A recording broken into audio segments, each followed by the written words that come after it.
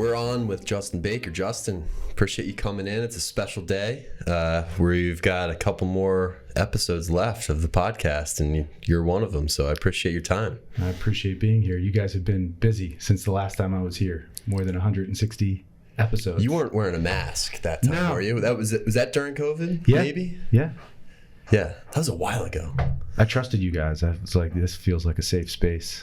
So, yeah, we went maskless. Yeah. So I want to hear a little bit about songwriting and what you're working on. And I was listening to some of your new stuff on Spotify before the episode. Check it out. I haven't had a chance to get out to one of your shows this year, unfortunately, but yeah, let's start come out there. On Saturday, buddy. I'll be at Monument City Brewing on Saturday. Wow. Yeah. Are you pretty much every weekend? Or you? No, maybe once a month, maybe 10 shows a year. That's about all I want to do. Yeah. But you're pumping out songs. Mm-hmm. Where is this inspiration coming from? I mean, it feels like week after week you've got more material and new songs, and follow you on Instagram, and you're posting. Thanks. You're posting different promotions for your shows. I mean, you're doing well. The inspiration has struck, it seems like.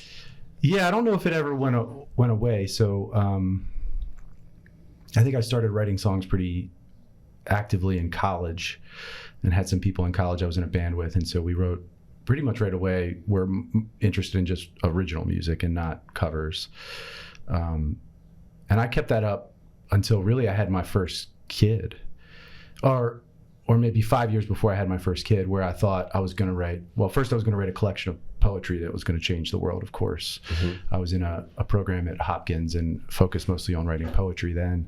And then I was going to write the great American novel. And I think I made it 100 and some odd pages into that before I was just like, It's tough. Yeah, it's a tough thing to stick with. And then I got back to writing original music with right before my first child was born. And then I was like, this is all I want to do. And so that's been, at least for the last 13 years, but really since I was 18.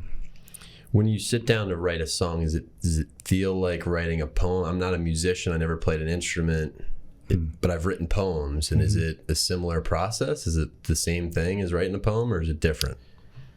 I think there's a ton of overlap. So almost all the same tools are at your disposal.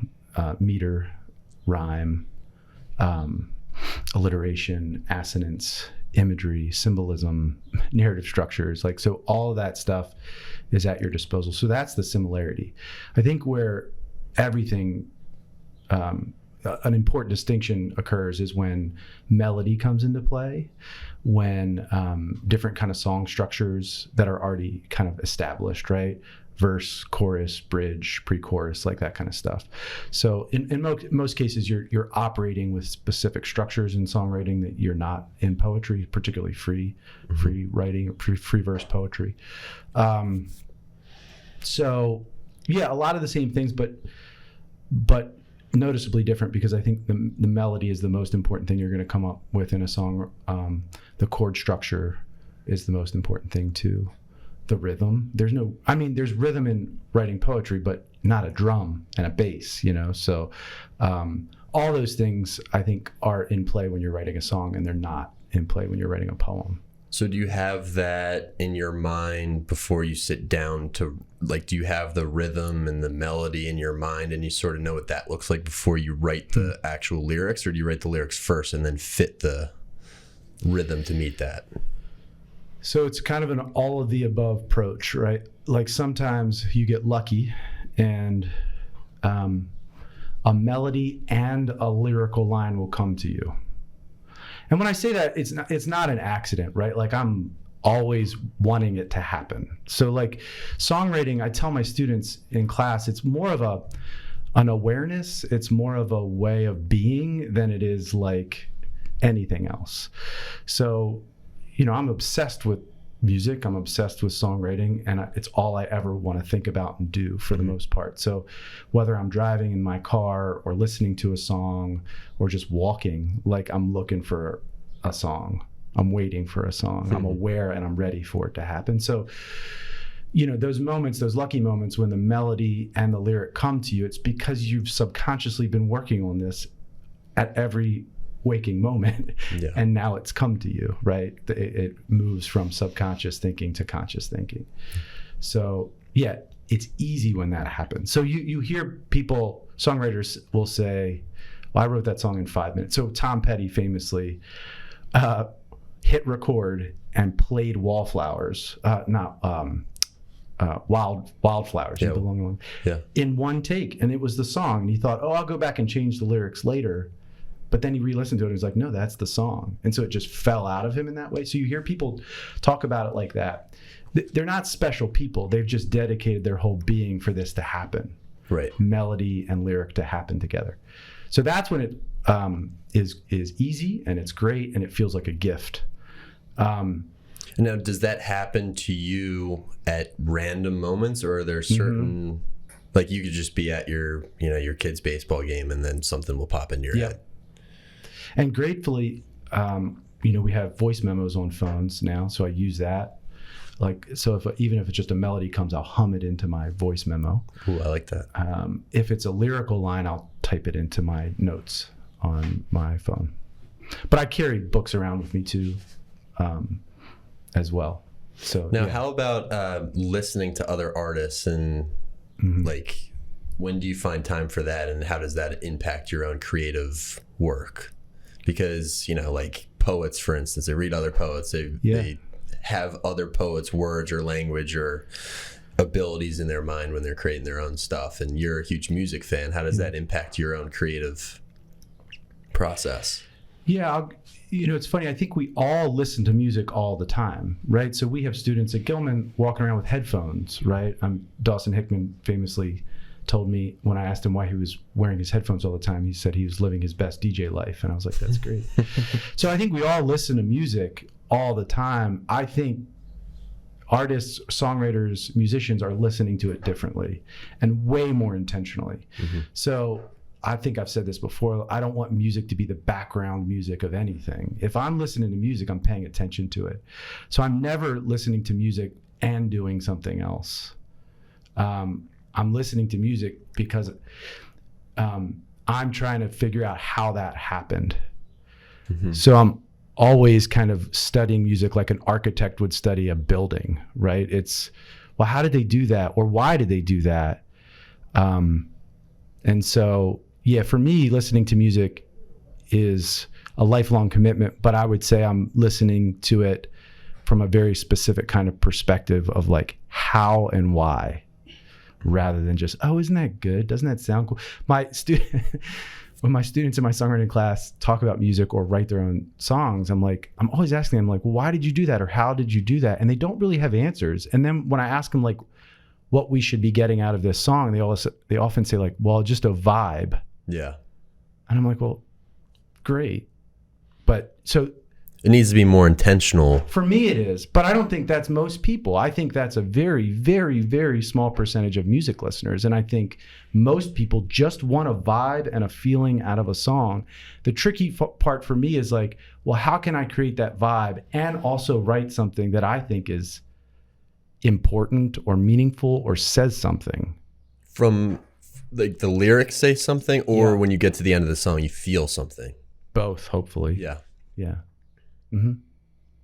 Yeah, I mean, I'm interested in the language and the lyrics, and I've recently gotten more into, I guess, since teaching English, into studying lyrics. Yeah. And that interests me, and I wish I had the other side of me that was musically, talented, where I can understand what else is going on with the song that can make you feel that way. Interesting. I don't know. I guess focus only on that percentage of what makes up a song is the lyrics. Have you had this experience when you listen to a song, you really love it, and then you go look at the lyrics and you're like, oh God, this is shallow and pointless lyrical writing? Yeah, I have. But that shouldn't change your opinion of the song, right? So the song is accomplishing something emotionally in you. And that's the vibe part. That's the vibe. Yeah. So, and by the way, songs are prelingual, right? So like our species music has played an important and essential role in the evolution of our species prior to the development of language. So, right, as a rhythmic section, you can get people to move together through dance. Well, if you can move together, you can war together, right? Mm-hmm. And so you can outcompete other, Neanderthal species if you can collectively move together. Mm-hmm. And so dance and melody and rituals around those things quite literally are the reason we're here. And so all that was pre-lingual. So I think, when we like a song because of the vibe, that's like the oldest part of our... That's not a bad answer from the students. It's not a bad answer. Yeah. But I think one of our most important inventions for art is language. So to me, you've got half the equation if it's just a vibe. If you're not also communicating something intellectually, lyrically, poetically, then you've only got half the equation. So for how I judge a song, you've got a B-, right? But if the lyrics are also strong and original and unique and surprising and poetic, now you're in the great artist category. Well, what about like classical music, or what about art that doesn't involve lyrics, like a Jackson Pollock painting, or an Andy Warhol painting that has no words on it? Like, how does that's missing half the equation and it still impacts people? For me, you need those lyrics. Yeah, for me. Yeah. I've tried really hard to get into classical music and jazz in particular. Yeah. And I just can't without the words there. For me, it's not doing it for me. Huh. But that's probably why I'm an English teacher, right? I love language.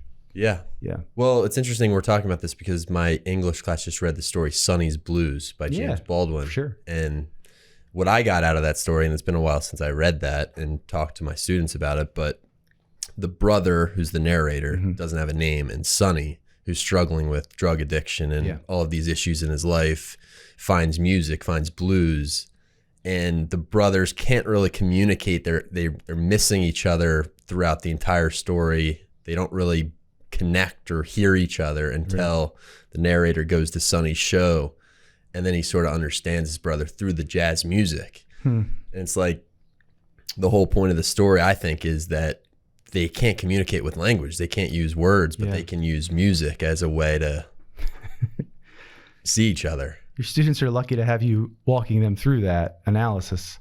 Yeah, I think music communicates to us emotionally just through the melody and the sound. Jazz in particular is an improvisational art form. So you're working in a certain scale, but you don't know what notes you're going to play until you're playing them. And so that has to be coming from somewhere deep inside you.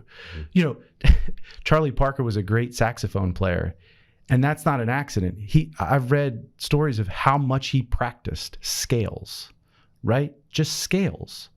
And so you have to have the work ethic to be a master at whatever it is that you're doing, whether it's writing lyrics or playing a saxophone. But in that live performance moment, it's just you. And it's going to come out in a very specific way, in a unique way in that moment that is, I think, super intimate and emotional and communicative. So yeah, I guess whether there's lyrics there or not, music is a very, very powerful art form. It's why it's universal.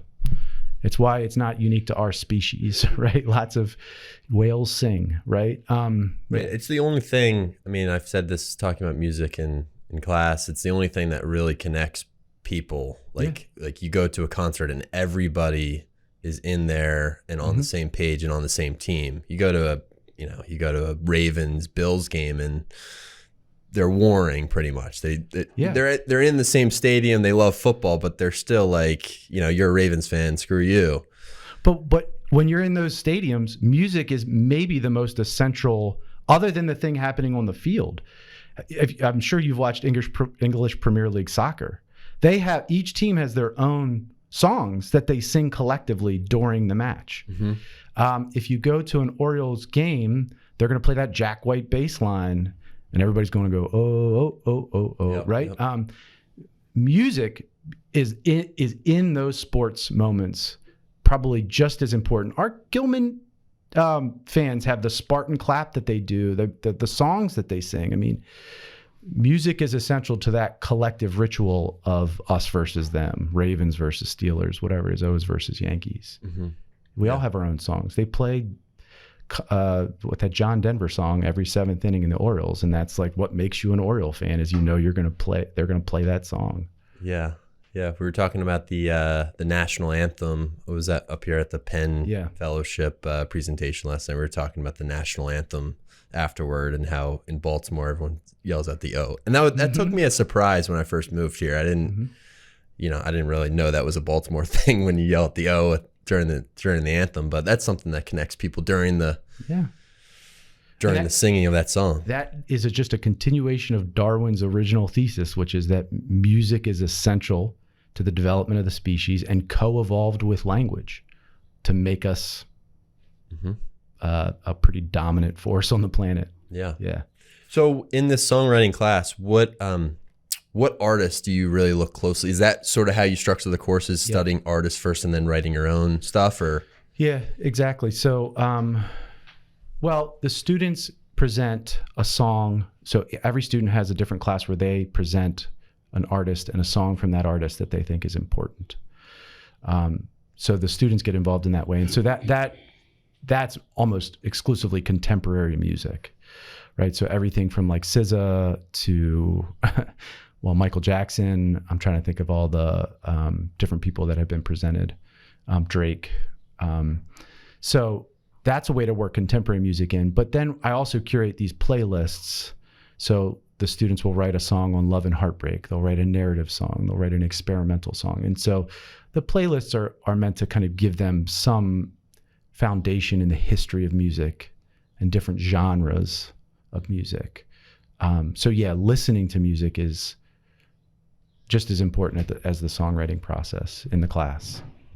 So what do? Do you project lyrics on the screen when you're listening to songs and just sit there and just be there? Yeah. So when the students are presenting an artist, they must give us the lyrics. And then they have to break down the musical arrangement and choices, the context for the artist, the genre, in some cases, some biography. And then we talk about the lyrical craft just as we talk about the musical craft. Yep. Yeah, that's how we start almost every class. I guess this is an English question as well as a songwriting question, but how important is the biography of the person's life? How important is it to know all about Tom Petty's life when you're listening to his songs? Unimportant. I think those are things you look into once you become a fan. Yeah. Of course, everyone's life is influencing what they're doing and how they're acting and what they might have to say. But yeah, it's other than for fandom purposes, should be unimportant. Huh. Yeah. I feel like we've talked about that a lot on the podcast and in my classes is like, learning certain things about the artist. Does that impact the way that you read the story or see, the characters maybe? I don't know. I agree with you. I think that it's unimportant unless you're interested in it, but. Well, you're just going to write out okay. So I think this misperception happens in music a lot because a lot of songs are written in the first person perspective. That doesn't mean that it's about the writer. Of course not. Yeah. But there are a lot of popular artists who publicly say this is about, Taylor Swift, right?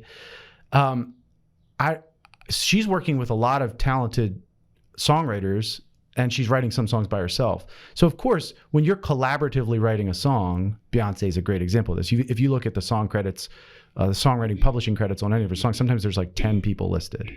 Well, of course it's not about you individually at that point, but it's maybe about your concept that comes from your way of thinking or experiencing the world. And then you're going to write it in first person. And so then everybody thinks, well, this is about this person's life. Well, in some cases it is, because Drake's writing a song about something that happened in his life. But my hope is that the entirety of the song isn't exclusive to his experience. Hopefully he's expanding and fictionalizing. Making things up, yeah. Taylor Swift has written so many songs about breakups. She could not possibly have had that many breakups. So life inspires probably what you're thinking about writing or what you might write. My favorite songwriters, you run out of, my life is pretty boring, right? Like I'm going to just run out of interesting things to say about my life pretty quickly. And so I definitely approach songwriting as like, I'm crafting a character. Yep. And this happened to this character. So I might sing it in first person, but it has nothing to do with me other than songwriting as a medium through which I can wrestle with really difficult ideas. And kind of get to know people that aren't me through the process of creating a character. So expanding empathy in that way.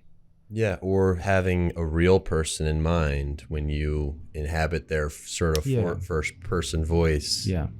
Yeah. So one of the songs that goes over pretty well, I usually play it every time I play live, is this song called Write Me a Love Song. I'm really proud of it. It was like the first song that I wrote when I was like getting back into songwriting again after the That's a recent one, though, right? I recorded it recently. Okay. It's probably one of the older songs Yeah. It was a song I wrote that convinced me like, oh, you can do this again. Yeah. And kind of set me back on that path. But so like the story behind it is like I wrote it because my wife was having a child and she informed me that there's a thing called a push present. You're supposed to get your spouse something when they have a child. And I was like, great. Like I'm a terrible gift giver. I don't know what to get. She likes shoes. She's got lots of those. She likes purses. She's got lots of those. So I didn't want to just get her something like that. So I was like, well, I'll write her a song. So of course, the fact that we were going to have a new life that we are bringing into this world informed that. The fact that like I was under the pressure to give her something and I wanted to write her a song. So all that informs it. And there's of course obvious nods to that in the lyrics to that song. Yep. And my wife got very upset when I explained to her years after I wrote the song. I was like, well, you realize so much of this is not about you or me. It's like about a greater idea of the concept of love and partnership and relationships. And, and she was very upset by that. I think she wanted it to be a strictly autobiographical thing. Yep. And that when she listens to it, and thankfully she still cries every time she hears it, which makes me feel good. That's her experience of the song. But it's not at all directly linked to how I was crafting it. Yeah. In certain parts. Yeah. Yeah. I mean, I think that's part of just being an artist, right? Is that you're trying to communicate a message with somebody that is about them and about your relationship in this case, but doesn't necessarily have to be on the nose about every single thing. That would actually make it a worse song. Thanks. I think so. Yeah. If everything's just strictly biographical or autobiographical, it's very boring. I could write a journal entry if that, right? Yeah. I'm grasping for kind of these platonic forms that are so much more out of reach than just everyday life. So, writing a love song gives me a chance to think about what love is. What is love? What does it mean? What does it look like? What doesn't it look like? How is it embodied in both gesture and material things, in symbols and signs? How is it, in some cases, a contrived conceit or concept? How might it be actually a thing you can live out or practice? Yeah. So again, my favorite songwriters, I think, are reaching for those kinds of things when they're writing, and it comes out in a line like, he likes old book stiff drinks and folk singers who don't sing in key, right? Like you write a line like that and you hope there's more beneath that line than just what you're saying. Yeah. Yeah. In that way, it's like poetry. It's the same. Exactly. Yep. Yeah. With melody, which is probably why more people listen to music than read poetry. It's the ultimate poem. It's maybe the original poem, right? I think the Odyssey was sung. I don't think it was read. So Justin, the other thing I want to talk to you today about is the 60s. And I know you teach that 60. How many years have you taught that 60s course? Have you done that for 14 or 15 years? Okay. Maybe 13 years. So you've had some experience in the 60s. That's where I'm getting to in my US history course. And I need to refresh my memory a little bit about that era in American life. We're talking about Vietnam, civil rights. Yeah. But I think, that's where I'm ending the course. You can only get to a certain point in U.S. history in a full year course. Yeah. But maybe culturally, that's what I want to bring up with you is like, if I have my students study a few things about the culture in that time and the television, or I don't know, music, film, great film. movies, yeah. Like, what are some things that have really worked in your 60s class that the students have been excited about over the time that you've taught that class? Well, they love the music. So we start every class with a song of the day that's linked to whatever we're reading or learning about.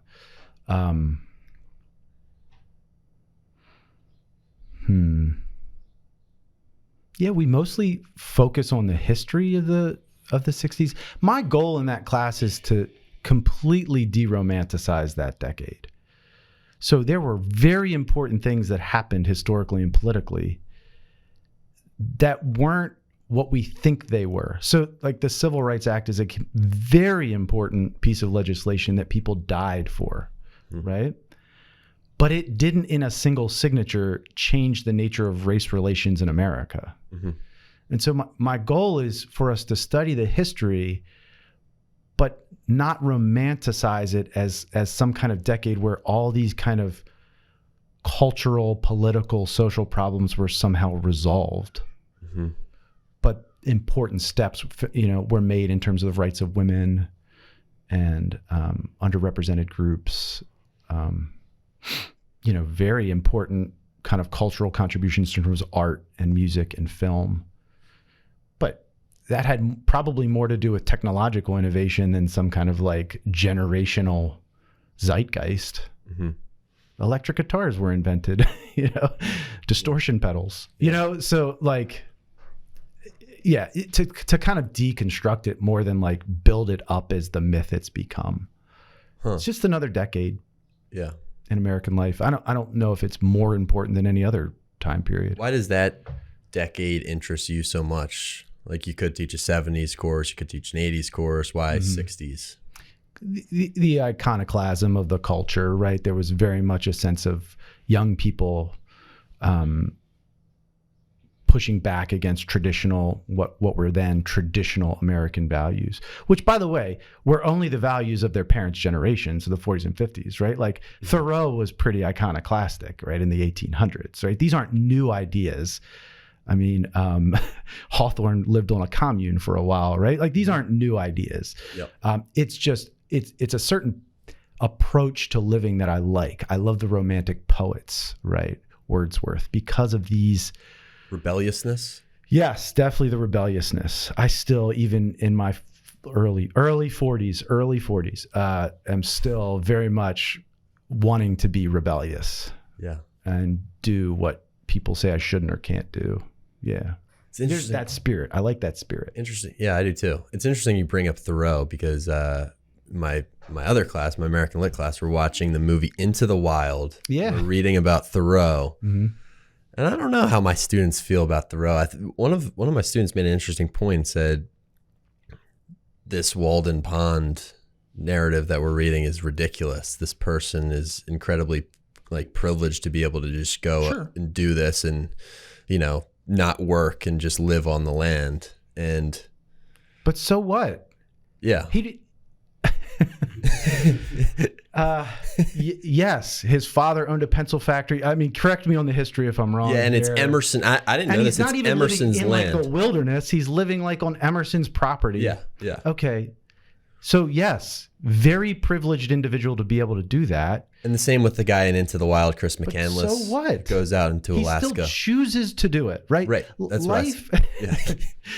I'm trying not to be too flippant, but like, everyone is born in. Okay, so there's a certain philosophy. Heidegger has this idea, like you're thrown into the world. You're not. So you're born into circumstances that are not of your choosing. When you're born, to whom you're born, where you're born. Yep. None of those are choices you're making. So one's privilege or non-privilege is generally speaking not a choice that they're making. It's how they're thrown into the world. What I'm concerned with is not the preconditions of my existence. I'm concerned with what I'm choosing to do given the choices I have in front of me. Right. That the fact that you don't have to go do this. You don't have to go live off the land. No one told Thoreau that he had to try to connect with a deeper spirituality of nature by living pretty miserably, right? For all that time. Yes, he could and did leave that shack at some point and go back to his life. But he chose to do that. I think we are what we choose to do.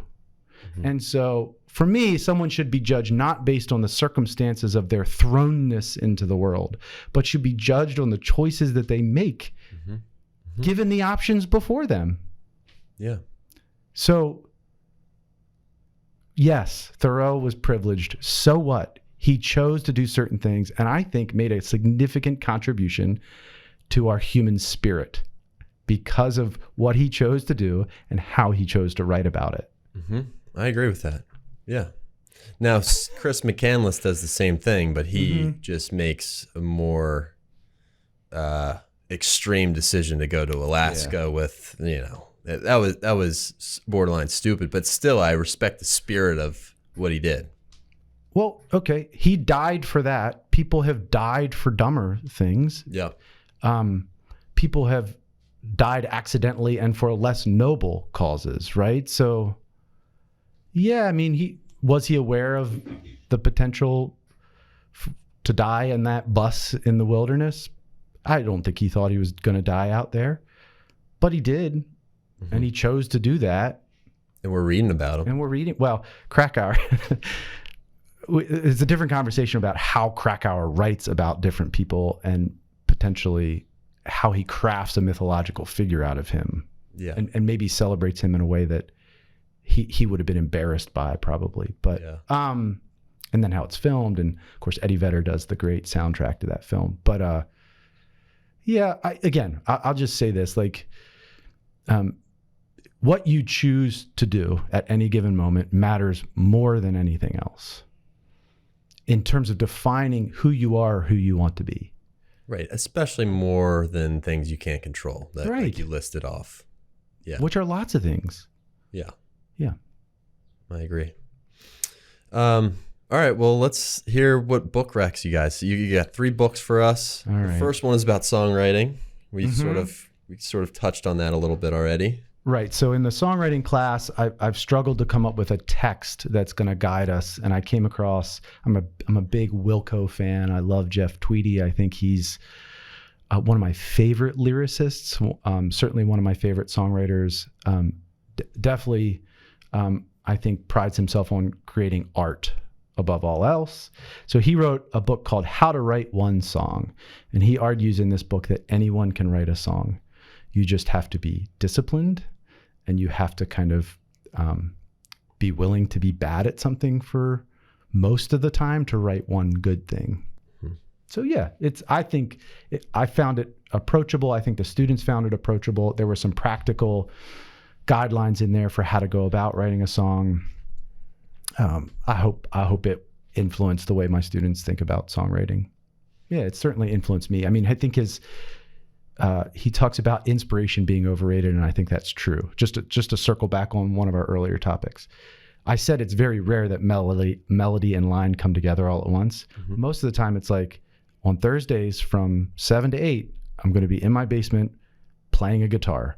Right. He calls it putting the instruments of inspiration tools of inspiration in your hands. So you have to create a schedule. You have to write with intention. You have to have certain rituals and practices that you do to write songs. And that's how most people write songs. It's like they approach it like work.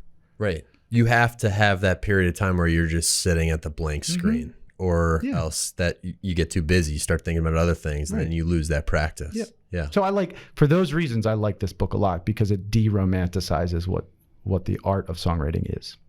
So that's How to Write One Song by Jeff Tweedy. Great. All right. I suggested this other one. So this one's called White Tears by Hari Kunzru. And this one's helped me think through, I think maybe pre-COVID, there was a lot of a cultural conversation about appropriation in music and what that means, cultural appropriation in particular. And so, give me an example of what cultural appropriation in is? Music, like rock and roll. So the blues, is a roots American music originated in a very specific part of America, so the delta of the Deep South, yep. Kind of following emancipation, right? With a specific community, right? Largely black, well, exclusively black communities in the Deep South. Mm-hmm. So the question is Elvis important? Because arguably what he was doing was appropriating. Appropriation means to take something from someone else for your own benefit and not give them credit. That's the dictionary definition of appropriation. Mm-hmm. And made millions of dollars off the cultural idea or musical concepts of a dispossessed people. Gotcha. Okay. And whether that's right or okay, I think was the cultural conversation. What does this book say? So this book deals exclusively with kind of the blues as an art form. And a producer who comes from privilege, super wealthy family, opens his own studio, I think. And he's also like a collector of obscure recordings of kind of original blues music. So there's like this whole community of people who collect these records that are extremely rare and they go for many, many, many thousands of dollars. Anyway, so the book wrestles with the idea of like who owns this music? Mm-hmm. And so this book helped me clarify my thinking on that topic greatly.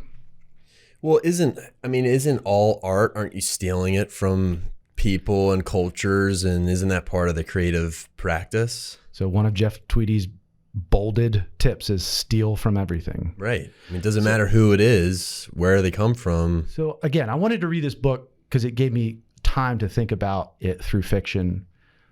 But I think maybe I had already had my mind made up.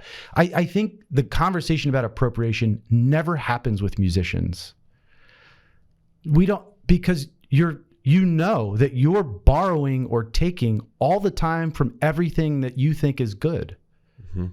And so, who originated the blues is an academic question. It's not a musical question. The pentatonic scale, so the blues is, I'll get real boring really quickly. The blues is based on a pentatonic scale musically, which was independently discovered by every culture.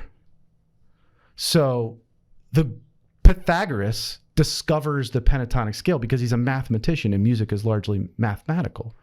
So who originated the blues is, to me, a very nuanced question, because the Greeks had the same scale and were writing songs thousands of years before the Mississippi. A couple guys in the Mississippi Delta playing guitars, which, by the way, are an instrument of Europe. It's just, in rising from gospel traditions, which are Christianity, which is a Judeo, or it. So I think, just in general, art is a conglomeration of whatever culture is happening, whatever the economic incentives are at the time, and whatever is popular. So the blues can only happen when you have an instrument from Europe in the hands of dispossessed people who are influenced greatly by gospel tradition, which is Christian in origin, all working together, and then a furniture maker who makes a record player and wants to sell this furniture, knows they have to have records to sell for the record player, goes into the Mississippi Delta and records Robert Johnson, pays him for that music, and then sells Robert Johnson records, and then Eric Clapton falls in love with who's from Europe. I think when people are talking about appropriation, they're really talking about exploitation, mm-hmm. which is a different topic. So historically, Black musicians have been exploited for a very specific period of time in American history were exploited for their art. And that was wrong. Mm-hmm. It shouldn't have happened. But if we want to talk about Elvis Presley's Hound Dog, well, it's a great song. It's a blues song. It was originally recorded by a lot of people other than Elvis, including Big Mama Thornton, a very kind of important black musician. But it was written by Lieber and Stoller, two Jewish guys from New York. So it's a big mess. It's messy, it's nuanced, and I don't think it's simple. And I think we should be making important distinctions between exploitation and the craft of making music, which requires the influence of so many different great things. Now, when you say exploitation, the black musicians were exploited for a period of time, what do you mean? So the record companies were having them sign contracts which were very beneficial to the record companies and not beneficial to the artists. So Chuck Berry, Little Richard, those guys were making nothing for the art that they made. They were totally exploited. And that happens today too, right? I mean, all the time. That's capitalism. Yeah. So, it was wrong, and that kind of exploitation is wrong. But I would highly recommend to the listeners, there's a podcast by Wesley Morris. It's part of the 1619 Project called The Birth of American Music. And he does a very good job of walking you through the history of Black American music and the first exploitative form of minstrelsy, right? And kind of, he ends in the 60s. He kind of ends with Motown as the kind of reclamation of kind of Black soul and art. So I would highly, again, if you want a very nuanced approach to the idea of appropriation and American music, the blues can only happen in America. Hip hop can only happen in America. Black culture has given so much to music, but it can also only happen in America, for both reasons that are incredibly sad and unfortunate, and for reasons that are incredibly uplifting. Mm-hmm. So, this book, White Tears, helped me clarify my thinking on that. And my recommendation to songwriters and musicians is steal all the time and hide your tracks. Or not. Or not. So what makes it interesting from a historical perspective is there's only 12 notes. Right. There's only 12 notes and everything else is an octave.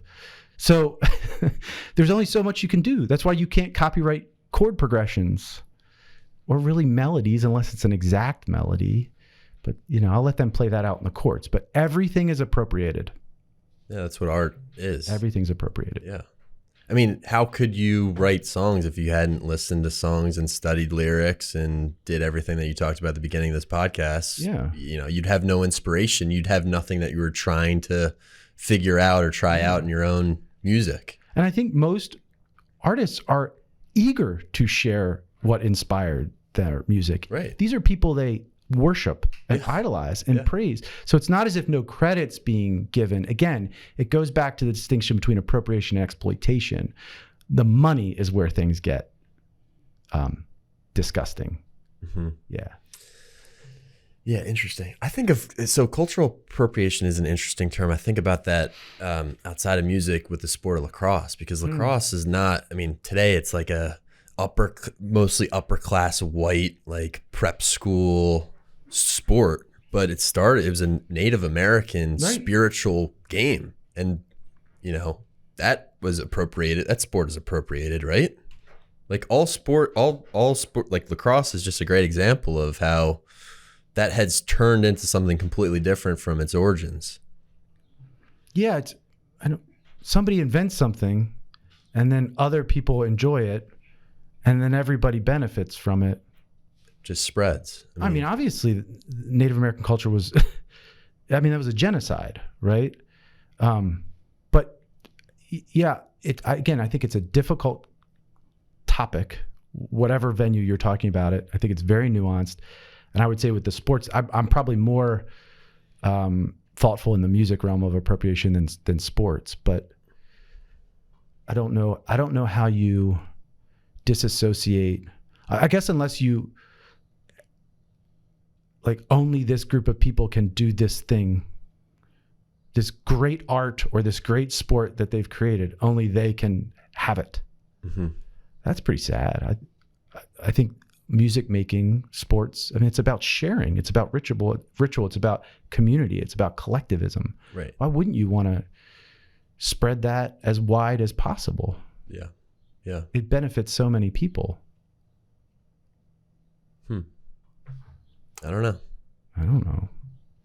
That's what's so hard about teaching history is there's so many different ways you can look at these topics, these issues. Where did it start? You know, how did it spread? How did it change? What is it today?